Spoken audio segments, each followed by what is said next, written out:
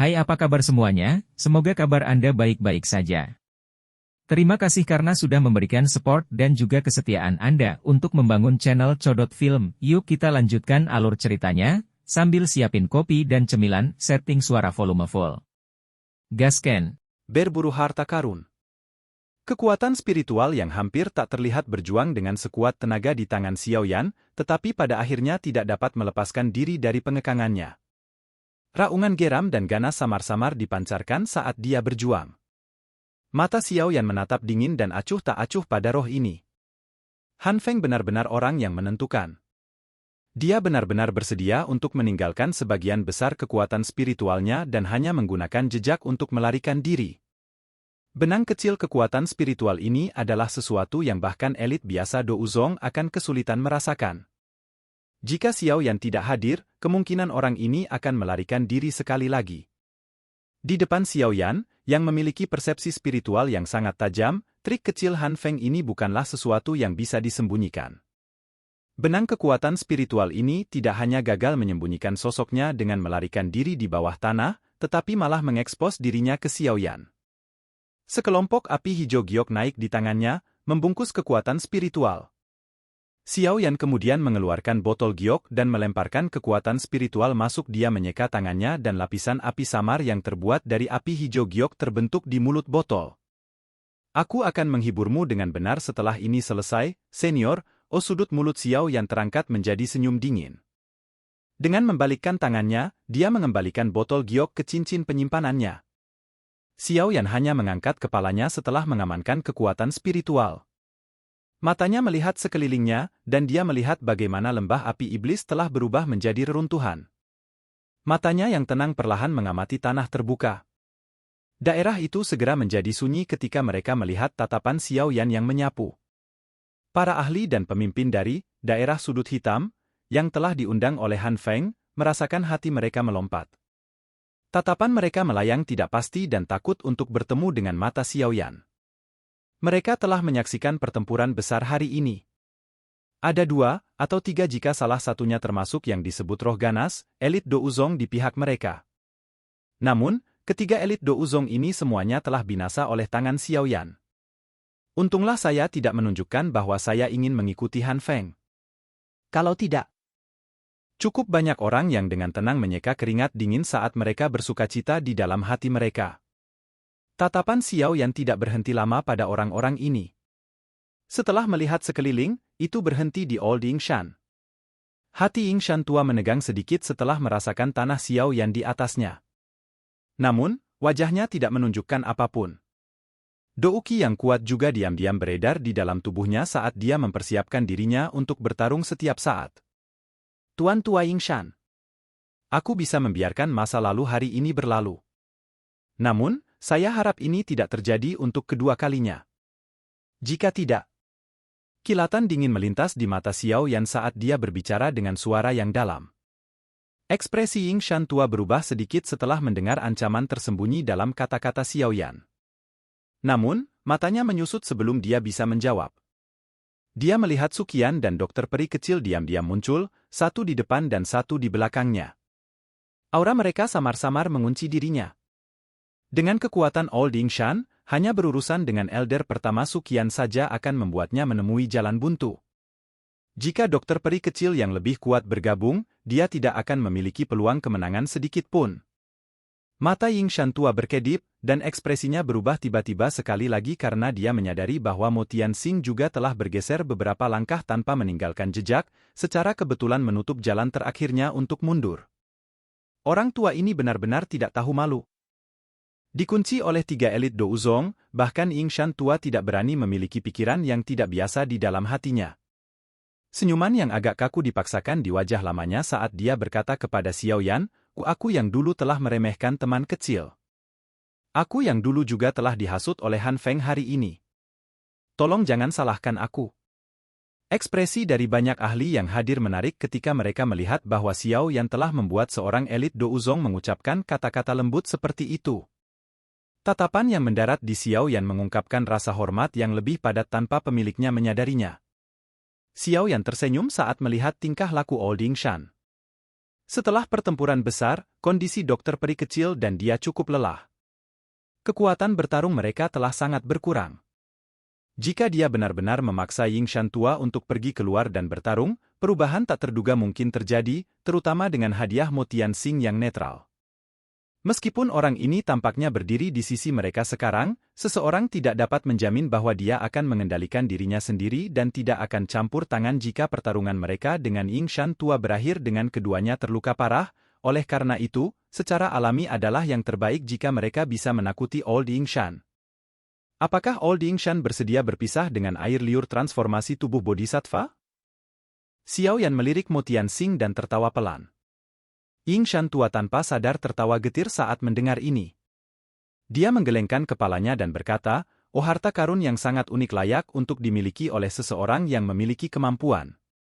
Karena teman kecil memiliki kekuatan seperti itu, aku yang dulu secara alami akan berhenti ikut campur, namun, beberapa orang mungkin mengalami mimpi indah untuk mendapatkan barang dan kekayaan." Yingshan tua memandang Motian Xing dengan senyum dingin ketika dia berbicara sampai saat ini. Motian Xing tidak marah meskipun secara implisit diejek oleh Yingshan tua. Dia tersenyum dan berkata, orang tua, kamu harus berhenti mencoba mencari masalah untukku. Aku yang dulu sangat yakin bahwa air liur transformasi tubuh Bodhisattva ada di tangan teman kecil Xiao Yan." Tidak hanya Yingshan tua mencemooh kata-kata ini, tetapi Xiao Yan juga tanpa sadar menggerakkan sudut mulutnya. Orang tua ini benar-benar memiliki wajah yang cukup tebal. Teman kecil Xiao Yan. Aku yang dulu telah bertindak sesuai dengan persetujuan kita dan tidak ikut campur untuk membantu Han Feng. Bolehkah saya tahu? Motian Xing mengabaikan pikiran di dalam hati orang-orang di sekitarnya. Dia mengubah topik dan tersenyum saat berbicara dengan Xiao Yan. Mata Xiao Yan mendaratkan salah satu dokter peri kecil ketika dia mendengar ini. Dia mengangguk sedikit, dan dia melambaikan tangannya. Sebuah botol giok dilemparkan ke Motian Xing. Motian Xing mengulurkan tangannya dan angin bertiup keluar setelah dia melihat barang itu dilemparkan oleh dokter peri kecil. Dia segera mengambil botol giok dari udara dan membungkus berbagai lapisan douki di sekitar permukaannya. Baru kemudian dia dengan hati-hati membuka tutup botol dan memperlihatkan bubuk obat berwarna coklat keabu-abuan di dalamnya. Seseorang tidak bisa menyalahkan Motian Xing karena berhati-hati ini. Dia tahu sedikit tentang dokter peri kecil. Dia tahu bahwa keterampilan racunnya dalam dan tidak dapat diprediksi. Jika dia ceroboh, kemungkinan dia akan ditipu olehnya. Pemandangan tubuh Han Feng yang meledak sebelumnya dengan jelas tertangkap di matanya. Meskipun sebagian dari alasan Han Feng meledak adalah karena dia terluka parah, tapi racun kuat tidak boleh diremehkan. Campur bubuk obat dalam air mendidih. Biarkan putra Anda berendam di dalamnya selama 1 bulan. Racunnya akan benar-benar hilang saat itu. Dokter peri kecil dengan dingin menjelaskan setelah melirik Motian Xing, yang dengan hati-hati menerima botol giok. Terima kasih. Motian Xing menghela nafas lega setelah mendengar ini. Dia akhirnya menangkupkan tangannya ke dokter peri kecil saat dia menjawab. Dokter peri kecil mengabaikan terima kasih ini olehnya. Dari cara dia melihatnya, orang ini terlalu licik dan terlalu munafik. Dia benar-benar menjijikkan. Xiao Yan melihat sekelilingnya setelah memecat Motian Xing. Dia melihat ke Demon Flame Valley, yang telah berubah menjadi reruntuhan, dan senyum dingin muncul di wajahnya. Pertempuran besar ini benar-benar akan menghancurkan reputasi Lembah Api Iblis. Sekarang markas mereka dihancurkan, Lembah Api Iblis ini tidak lagi memiliki kekuatan untuk bertahan hidup di wilayah sudut hitam. Gerbang Xiao akan berada di sekitar untuk menangani mereka yang telah melarikan diri. Di masa depan, orang-orang ini akan kesulitan bepergian bahkan 1 inci pun di wilayah Black Corner. Tubuh Xiao Yan bergerak dengan lembut dan dia muncul di samping kelompok Xiao Li. Banyak ahli di sekitar dengan tergesa-gesa menangkupkan tangan ketika mereka melihat ini. Gelombang tawa ucapan selamat berulang kali terdengar. Xiao Yan juga tersenyum menanggapi orang-orang ini. Setelah itu, pandangannya beralih ke Xiao Li, yang tersenyum dan berkata, tenang, aku sudah mengatur agar beberapa orang tetap berada di luar Lembah Api Iblis. Orang-orang dari Demon Flame Valley yang melarikan diri tidak akan bisa lari terlalu jauh. Xiao Yan mengangguk sedikit. Di wilayah sudut hitam, kebaikan adalah sesuatu yang bisa dibuang ke saluran pembuangan bau. Dendam mereka dengan Demon Flame Valley adalah sesuatu yang tidak bisa diselesaikan. Beberapa bahaya tersembunyi harus dihilangkan untuk memastikan keselamatan siswa yang akan berangkat berlatih. Saat Xiao Yan sedang mengobrol dengan Xiao Li berhasil menginstruksikan anggota Xiao Gate untuk menghibur Sumei dan yang lainnya. Para ahli dan faksi yang memiliki hubungan yang cukup baik dengan Demon Flame Valley dan Han Feng sebelumnya, diam-diam pergi dengan kesadaran baru akan situasinya. Mereka semua tahu bahwa Demon Flame Valley tidak akan ada lagi di masa depan. Tentu saja, hati mereka tidak memiliki pikiran untuk membalas dendam. Han Feng dan para ahli dari Demon Flame Valley sebagian besar telah mati. Siapa yang akan menyinggung gerbang Xiao dan Akademi Jianan tanpa alasan? Setelah mengirim beberapa anggota, Xiao Li mulai memberi perintah untuk mencari reruntuhan Lembah Api Iblis. Lembah Api Iblis ini adalah faksi kuno. Akumulasi mereka selama bertahun-tahun akan menghasilkan fondasi yang cukup dalam. Berbagai metode Qi, teknik Dou, senjata, dan banyak obat spiritual unik adalah hal-hal yang menyebabkan mata seseorang menjadi merah. Sekarang mereka telah menghilangkan Demon Flame Valley, banyak hal yang mereka miliki secara alami perlu disingkirkan. Hal-hal ini tidak diragukan lagi adalah rejeki nomplok bagi Xiao Gate. Meskipun Xiao Yan dan yang lainnya memiliki pemikiran ini, mereka tidak dapat menemukan jejak gudang harta karun setelah mencari selama setengah jam. Seolah-olah lembah api iblis tidak pernah memiliki benda-benda ini. Alis Xiao Yan dan Xiao Li merajut ringan saat mereka melihat anggota dari Xiao Gate yang kembali tanpa daya dari reruntuhan. Apakah anggota Demon Flame Valley memindahkan semua ini? Dalam keraguannya, tatapan Xiao Yan tiba-tiba melirik Ziyan, yang telah menyilangkan lengannya di depan dadanya. Dia tanpa sadar terkejut saat dia tersenyum dan berkata, Aku telah melupakanmu gadis. Bukankah mencari harta karun adalah keahlianmu? HMPH, kamu baru ingat aku sekarang? Ziyan dengan dingin mendengus mendengar kata-kata Xiao Yan.